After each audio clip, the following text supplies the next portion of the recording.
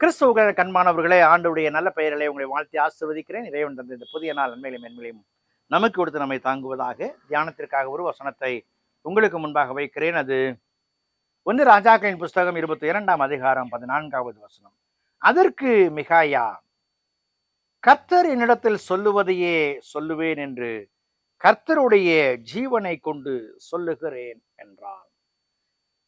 மிகாயா என்கிற தீர்க்கதரிசி இறைவனோடு கூட சரியான உறவை தொடர்பை வைத்திருக்கிறவன்.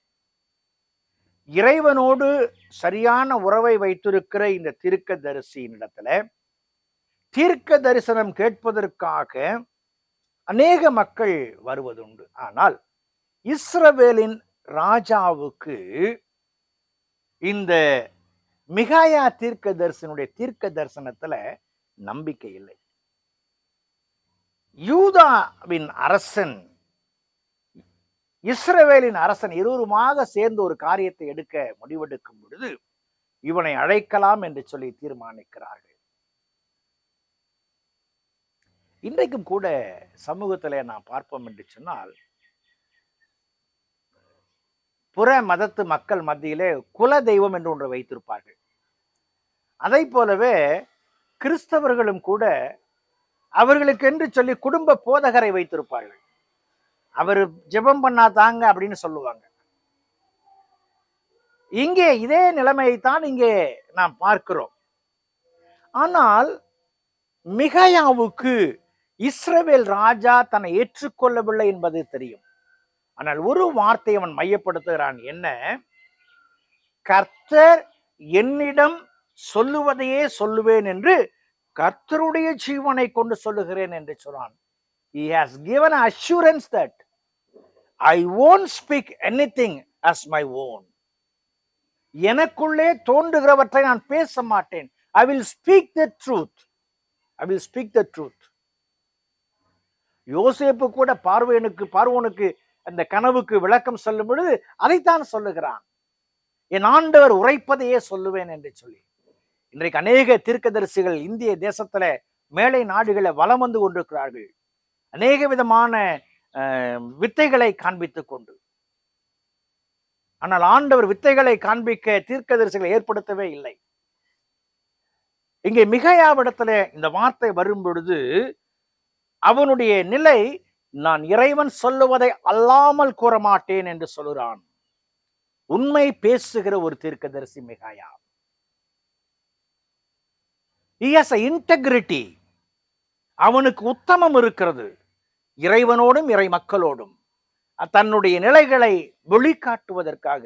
He never flattery with the people.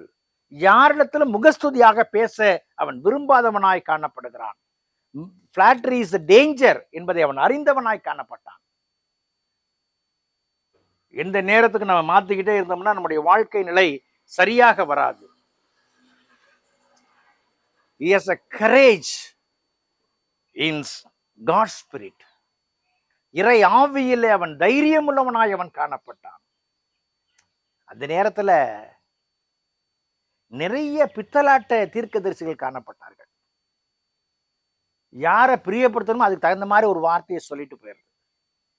அவர்கள் மத்தியில உண்மையை உண்மை என்று சொல்லுகிற தீர்க்கதரிசியாக மிகாயா காணப்படுகிறான். அன்புக்குரிய விசுவாசியே, இதை கொண்டிருக்கிற அன்பர்களே, என் ஆண்டவர் உன்னிடத்திலும் எண்ணத்தில் வைக்கிற நம்பிக்கை மாய்மாலமான வார்த்தை அல்ல, இறைவனுடைய உண்டான நீண்ட நெடிய உறவின் ஆழமான வார்த்தை. என் ஆண்டவர் இந்த மக்களுக்கு என் வழியாய் பேச வேண்டும் என்ற ஆதங்கத்தோடு கூடிய வார்த்தை. நம்பகத்தன்மை இவற்றை முன்வைத்தவனாக மிகாயா காணப்படுகிறான். இன்றைக்கு விசுவாசி என்று சொல்கிற நீங்களும் நானும் நம்முடைய நம்பகத்தன்மை, நம்முடைய தைரியம், நம்முடைய உண்மைத்தன்மை, நம்முடைய முகஸ்துதி எந்த அளவில் இறைவனுக்கு உகந்ததாய் காணப்படுகிறது.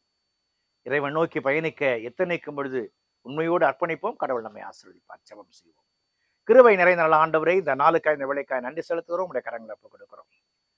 நாங்கள் எங்கள் வார்த்தையிலே கர்த்தாவை வெளிக்காட்ட உதவி செய்யும். உம்மால் பயன்படுத்தப்படுகிற பாத்திரங்களாய் வலம் வர உதவி செய்யும். எங்களை சுற்றிலும் எத்தனையோ மாய்மாலங்களும் வேறுபாடுகளும் இருந்தாலும் என் தேவன் ஒருவரே என்பதை வரையறுக்க உதவி செய்யும். இயேசுவின் ஜெபிக்கிறோம், ஜெபக்கேள் பிதாவே. ஆமென்.